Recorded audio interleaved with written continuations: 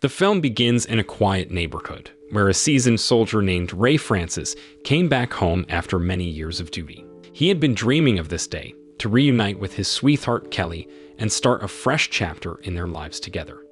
In the soft glow of the park, amidst the gentle rustle of leaves, Ray couldn't wait any longer.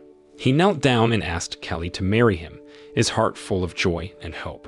At that time, the two of them were wrapped in a bubble of happiness, eager to set off and celebrate this magical moment together. But just as they were about to leave, their joy was interrupted by a couple of rowdy youngsters who started picking on Kelly, ruining their special moment. Ray's protective instincts kicked in immediately. He couldn't just stand by and watch Kelly being harassed. In a flurry of chaos and emotions, things spiraled out of control. Suddenly, a scuffle broke out, and before Ray knew it, one of the young men lay motionless on the ground, a victim of the sharp object that had somehow found its way into the confrontation. The following days were a whirlwind. Ray found himself standing in court, now a defendant in a serious case. Despite acting in defense of Kelly and himself, he was handed a hefty sentence.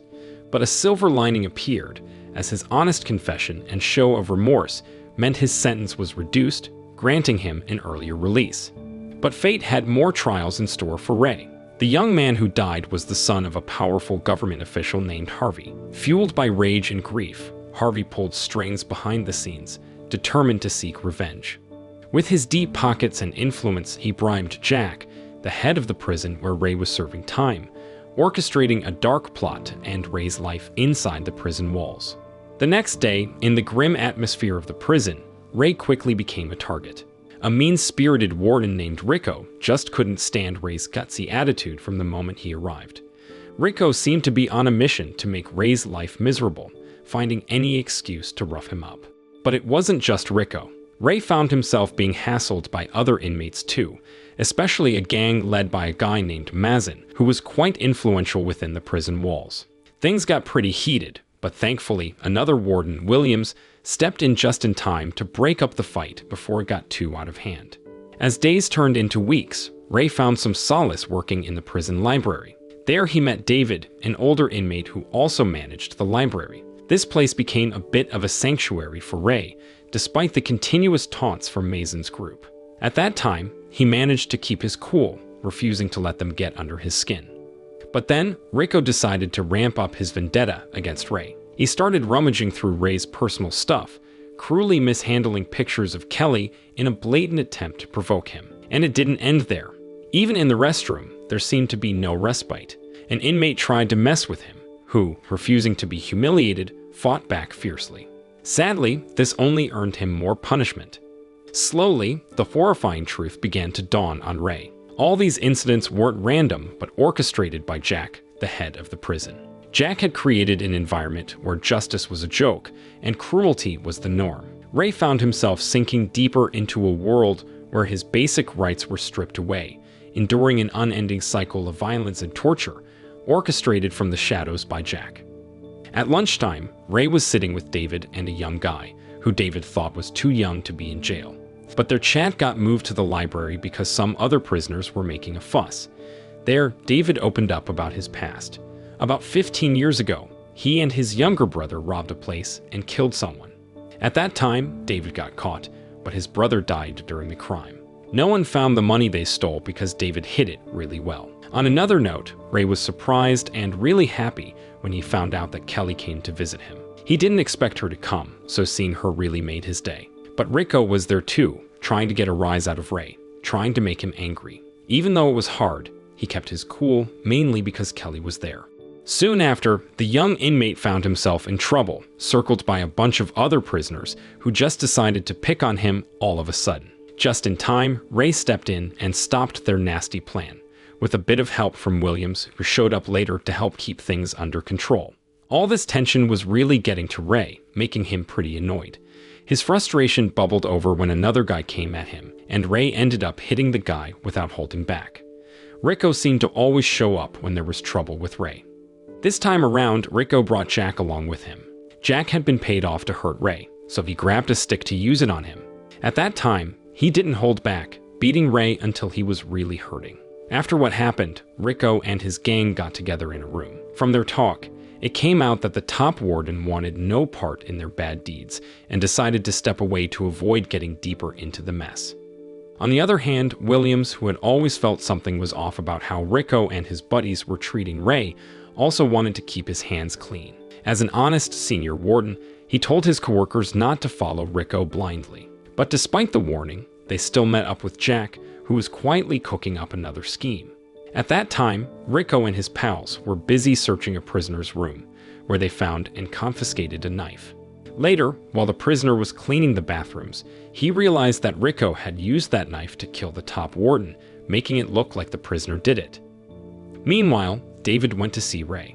They had grown a bit distant lately, but now David had gotten to know him better and understood why he was there. Ray, known for his bravery in battle before, saw his time in prison as a way to make up for the death of a young innocent person he had caused in the past. On one side, Ray and David getting closer was starting to bug Mazen and his gang. They were not happy with Ray at all because of this friendship. Things took a nasty turn when Mazen and his guys jumped a guy from another group while he was showering, and they tried to pin it on Ray's group. But Ray had nothing to do with this, and he tried to clear up the false blame placed on them, pointing out that Mazen and his crew were the real culprits. In another spot, Kelly came back to visit again. But this time, Rico and his guys made her go through a really inappropriate check, forcing her to take off her clothes. This was all to mess with Ray's head, trying to break him down mentally. And Mazen was also in on this nasty plan with Rico and his gang. They were plotting to get rid of David and Kelly fast, pushing Ray to lose his cool and lash out at them. Because of all these terrible things happening, Ray was feeling completely crushed, spending his time all alone, unable to cope with the relentless stress. It felt like a nightmare that wouldn't end. When Williams finally got him out of there, he wanted to know what had happened. But Ray, having lost faith in everything, just couldn't bring himself to talk about it. He stayed quiet, not giving Williams any info on what went down. The following day, Ray seemed to be back on his feet, going about his usual activities in prison. But he soon found out that Mazen had tried to convince the young inmate to kill him. When the young guy didn't go through with it, Mazen chose to hurt himself. However, hearing that news made Ray furious. The following day, he was confronted by Mazen's group, who were demanding answers. Thanks to his military training, Ray was able to gauge their fighting skills pretty accurately. He knew he could take them down easily, and in no time, he had Mazen at a disadvantage. Ray was so angered that he contemplated killing Mazen right then, but David gave him a look that suggested not to. But suddenly, in a turn of events, David, who was embracing Ray, spun around to shield him, putting himself in the line of danger. Mazen, who had managed to get back up, was trying to stab Ray from behind, but David's quick reflexes protected him from the attack. After what had happened, Ray, still in handcuffs, was brought by Williams to chat with Jack in his room. During their face-to-face talk, Jack spilled the beans about why he did what he did and how much he got paid for it. But what Jack didn't know was that Ray was recording everything he said. This meant Williams could nab Jack easily, along with two of his buddies, pinning them as the main guys in the bribery scandal. Meanwhile, David was in a rough state because of his stab wound. He saw Ray as a reliable buddy and made him promise to take all the hidden stolen money and share some with his daughter. When the day came for Ray to walk free, Kelly was there to welcome him, having missed him terribly. Following David's wishes, they quickly took off, past David's message and the cash to his daughter.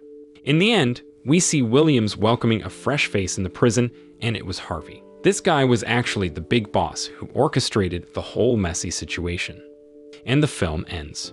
The moral lesson from this film is always record your enemies when they confess to their evil plans, especially if you're in prison. You never know when it might come in handy.